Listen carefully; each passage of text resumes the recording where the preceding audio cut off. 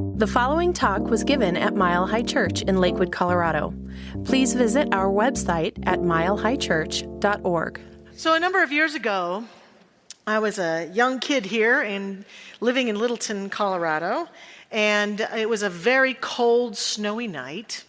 And my father came home, driving home from work, and when he walked through the door, he looked very different. He was white, he was clearly shaking, he was very disturbed by what had happened to him on the way home, and he described that as he was driving home that night, he had driven down a hill in the snow and ice, which we all know can be a little bit scary at times here in Colorado, and as he drove down the hill towards a red light where cars were stopped, he suddenly had this overwhelming urge to get off the road.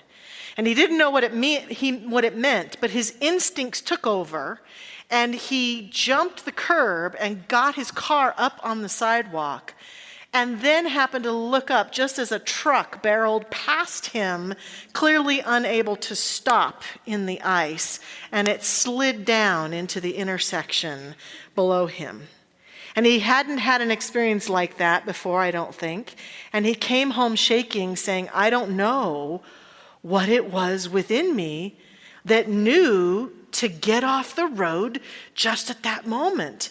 He was, and he's still alive. He's an intelligent man, a very logical man, a very grounded man, but this just really threw him for a loop, that something inside of him shouted at him from inside, get off the road. He did, and he ended up being safe.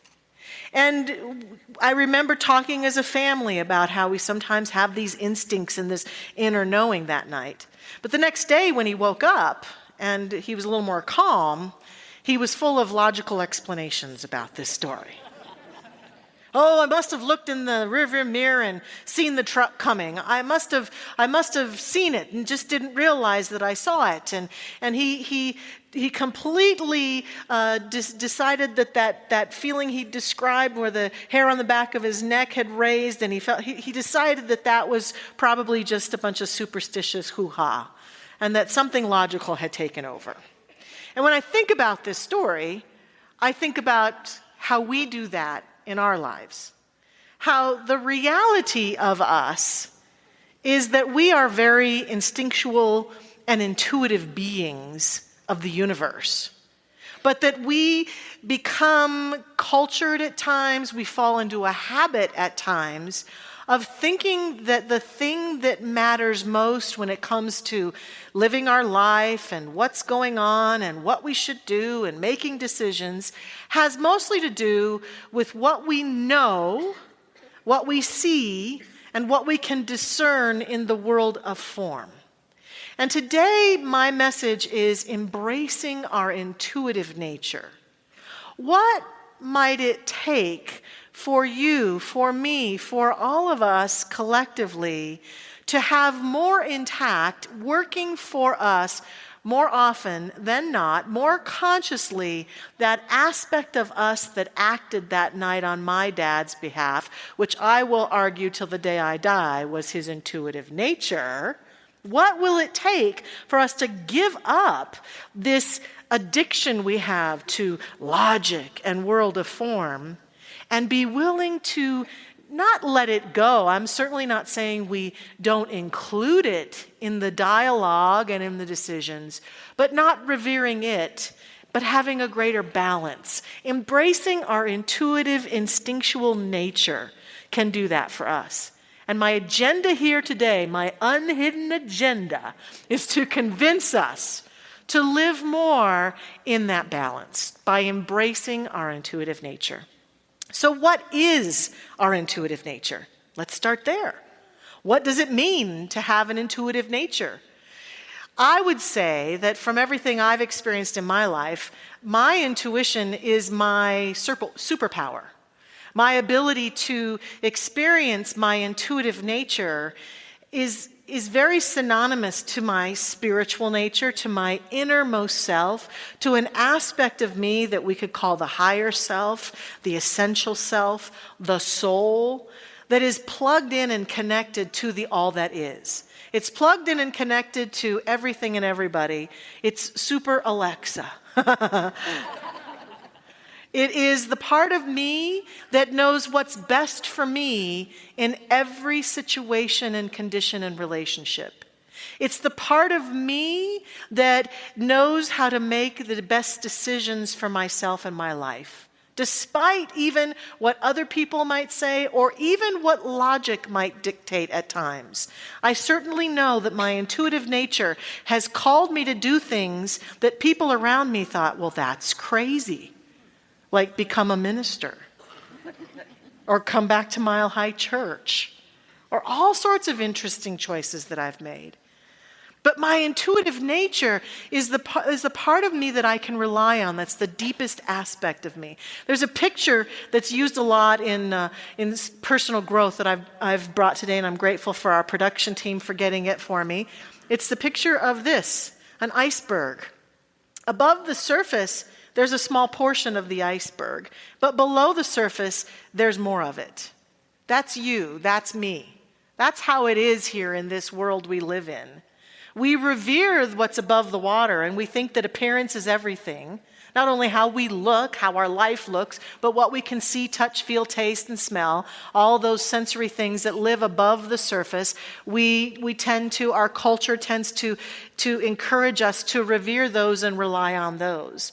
Where all the while, below the surface, there's a greater aspect of us. It's the subjective, subconscious, deeper mind of us that has recorded everything about us, that knows who we are, that knows where we've been, that can remember every decision we've ever made, that has recorded every conversation and every moment, that is connected to the eternality of us, where we've been before this life and where we're going next. It's the aspect of us that is deeply rooted and connected in our spiritual nature. And it is bigger, broader, and in fact, I would say more substantial than the surface aspect of us. And part of the secret of life in embracing our intuitive nature is learning to have the courage to go below the surface of the water and feel into that aspect of us and sense that intuitive side of us and prove to ourselves over and over and over again that we have a reliable help system that lives within us. Now, our intuitive nature, for some of us, has seemed something that we should avoid. We thought we should avoid it at times because it has appeared to lead us into things that weren't so idyllic and perfect, which I'll talk about a little later. Some of us have learned to avoid this nature of ourselves because we've been part of teachings, or we had people in our lives who were superstitious, who felt that the intuitive aspect of us was a not so holy aspect of us, was some force that is for not good talking to us, some evil force in the universe that we should avoid. And our teaching does not believe in that kind of evil. We certainly believe that people get off track and get caught up in their human condition and their ego, and when they do that, they are tempted to behave in ways that are not so powerful and constructive. But we don't believe that there's a force that is against us, or that is an evil force that is the source of our intuitive nature. We may have avoided our intuitive nature because we think that means we have to be psychic, and that we have to be able to sit down and do readings for people everywhere and tell people their future, or carry a crystal ball with us everywhere we go, or some crazy thing like that. And while our intuition does include the ability to be psychic and to stand in this now moment and feel into the time-space continuum, if you will, and feel into the forward nature of things, it's a skill that some people who are intuitive do develop. Indeed, some psychics even call themselves intuitives now versus being psychic. But it doesn't mean that everyone who's intuitive necessarily walks around being psychic all the time. Just like we all know how to run, but we don't all run around all the time. It's a skill we can choose to use or not. It's up to us. We also may have avoided our intuitive nature because we think that it means we have to be some sort of medium, and that it'll be scary because we'll have to see dead people or something. people who've gone to the other side. And while there are people whose intuition has led them into that kind of skill and ability, I think, I've certainly experienced it in my lifetime with people and in my own personal experience, but not everybody goes there either. So intuition isn't necessarily this woo-woo stuff that we've defined it as, or this superstitious stuff we've defined it as.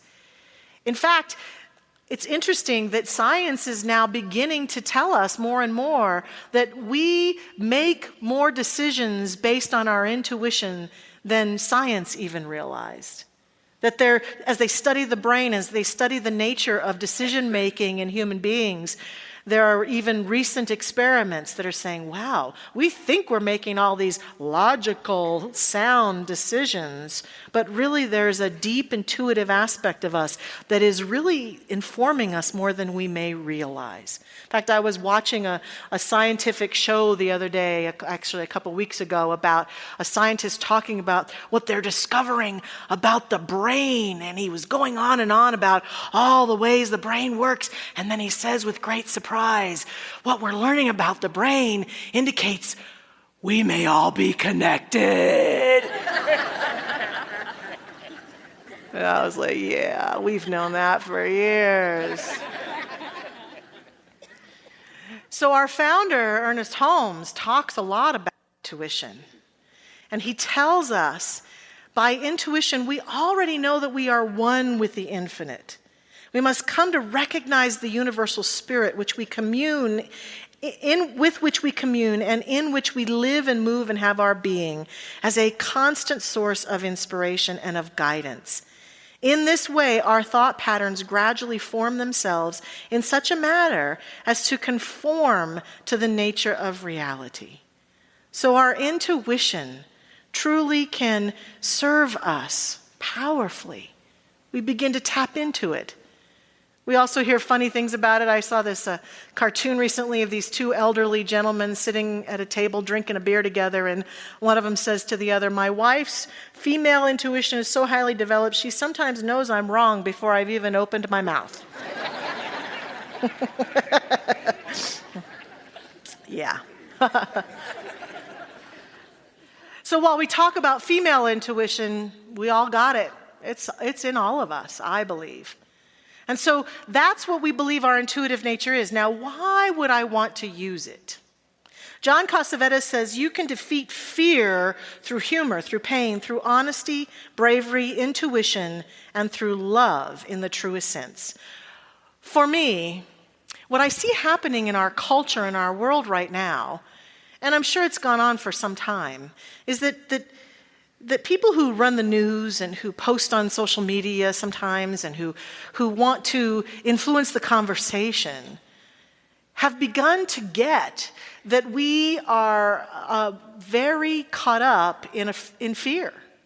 And so they've figured out that the sound bites that attempt to show us how afraid we should be of one another, how afraid we should be of our world leaders, and how afraid we should be of the weather, and how afraid we should be about what's going on, that's the stuff that makes it to the top of the news story. And some attempt to show other things that are going on, but we forget, because we get caught up in that fear-based, what we see in the world of form stuff, we forget that there is so much more good going on than not good. That there is so much more of human beings supporting, loving, and lifting up other human beings than not. That there's so much more sun going on than storm. We forget this part, and we get caught up in our fear, and then we live from fear, and we spout fear, and we talk to each other about what we should be afraid of and who we should be afraid of and what's going to happen, and we project all these fear-based ideas out into our world, and we get convinced to live in fear 24/7. And it doesn't feel good. It doesn't serve us. It's the lowest aspect of us to be fear-based all the time. And then the world continues to experience greater and greater discontent. Somewhere along the way, when we begin to embrace our intuitive nature, we start to understand that fear has its place, But for most of us, the statistical reality of our need to be afraid all the time is this, and we're living it like this. You know, we live pretty safe lives here. And we get to listen to our intuitive nature, which one of the greatest gifts of our intuitive nature when we use it consciously and properly is that when we really do need to have our fear on board, which then activates a whole bunch of systems that can cause us to act, to run, to make a new choice, we can do so powerfully.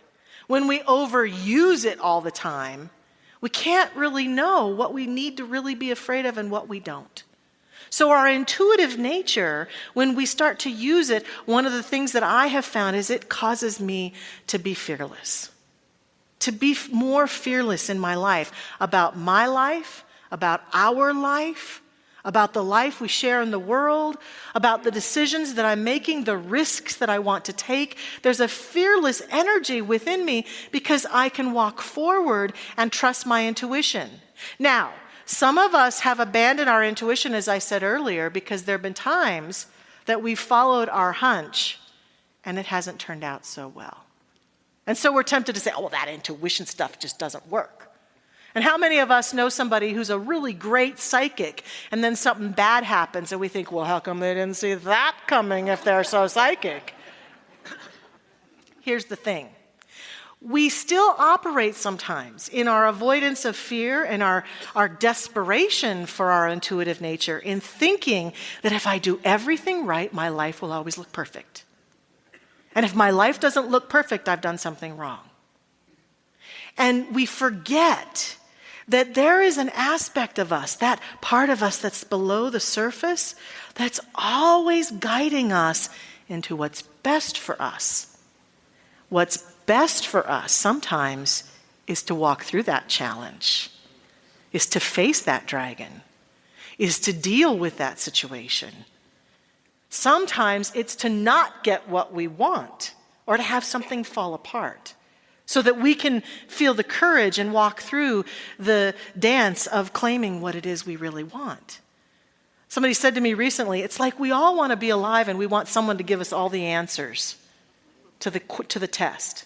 I don't want to walk through the test. I don't want to walk through the challenge. I just want the answers. Just give me the answers so I don't have to work so hard. So it's not so painful or uncomfortable. So a huge part of my intuitive nature is that I have also learned to trust it as it unfolds for me in whatever shows up. In other words, my inner self never leads me astray. No matter if the conditions and circumstances I'm facing are pleasant or unpleasant, my inner self never leads me astray. What's happening right in front of me is what needs to be happening for me. And when I trust that and I embrace that, what happens is I stop resisting the negativity. If I'm having a negative situation or a negative relationship or a challenging moment, I stop resisting it and I start to bring my intuition to bear upon it, to walk through it and not get stuck. Because what some of us do is that when something bad happens, we just throw in the towel. Oh, well, I'm sick. Just can't get anything right. Oh, well, my relationship fell apart. I lost my job. My dog got sick. Something happened. Just can't do anything right, because we still operate in this belief that only good happens all the time. And the truth is, only good happens all the time. But sometimes your good and my good looks a little different than we might think it should. And so it's about learning to trust and to understand that one of the benefits is that we make better decisions and we are more empowered when we are listening to our intuitive nature. And how do we cultivate that intuitive nature? There are some important things I think we have to do. First of all, I think we have to meditate and have a spiritual practice. There's an inner voice, an inner guidance that we can come to rely upon.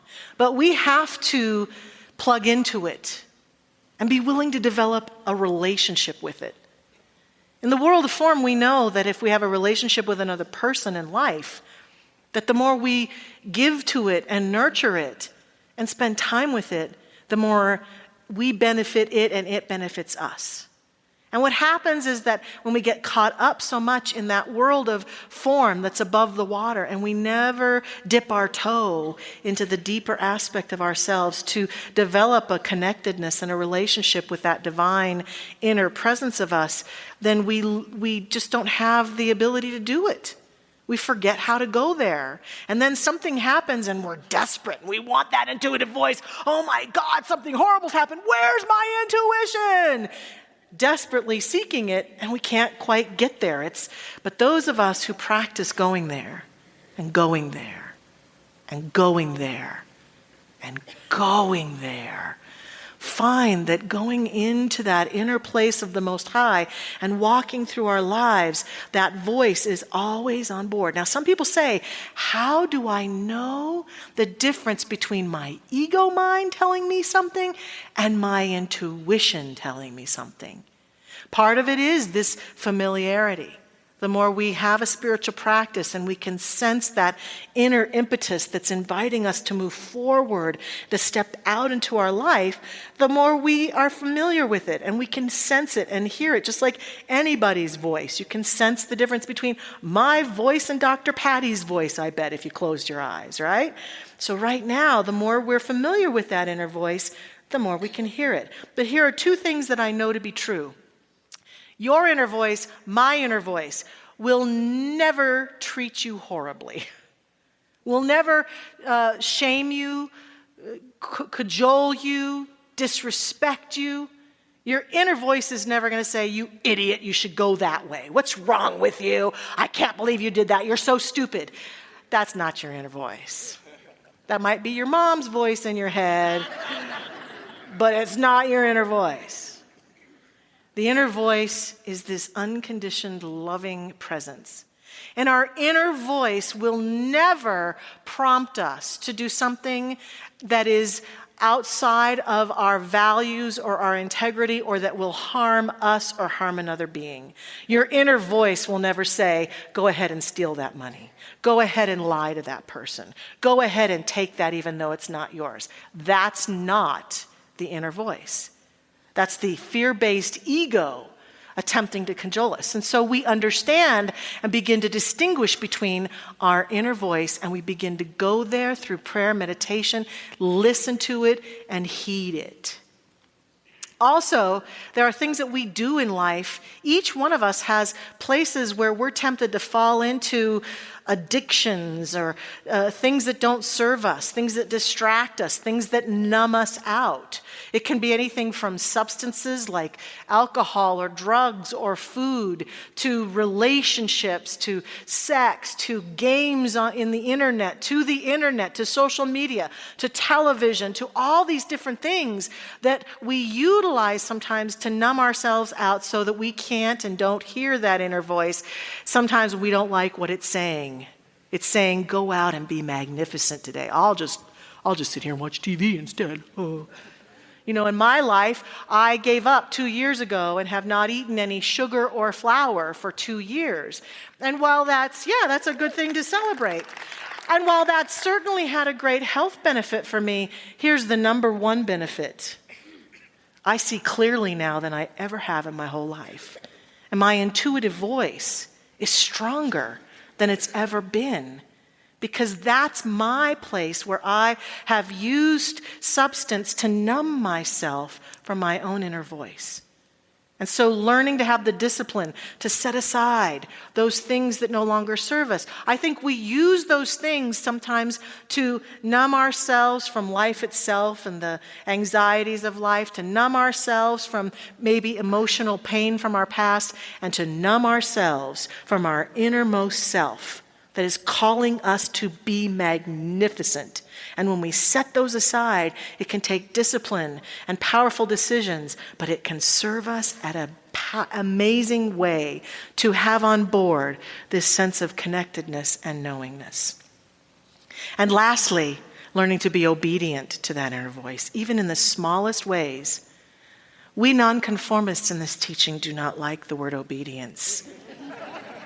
I used it purposefully.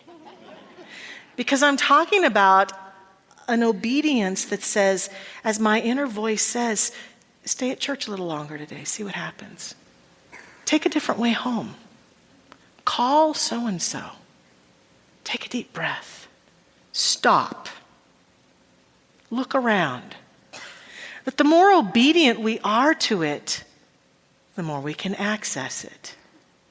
And when we begin to do these things and begin to sense this voice and declare to ourselves that this is important to us, and to begin to live from it and face challenges and make decisions and step up to our greater good, we begin to prove it to ourselves over and over and over again that we do have an intuitive nature and that we can rely upon it.